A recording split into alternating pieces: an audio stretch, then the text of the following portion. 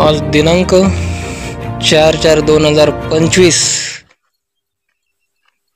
कोळगावथडी या गावातून गोदावरी नदी पात्रातून अवैध वाळू उपसा होत आहे। तरी पण प्रशासनाने या गोष्टीकडे लक्ष द्यावे। कोपरगाव तहसील ऑफिस तहसील साहेबांना पण विनंती आहे, शिर्डी प्रांत ऑफिस यांना पण विनंती आहे, यांनी या गोष्टीकडे लक्ष घालावे। आपण बघू शकता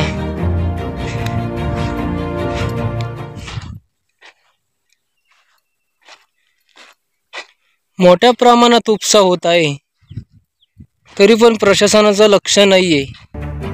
प्रशासनाने या गोष्टीकडे लवकरात लवकर लक्ष द्यावे।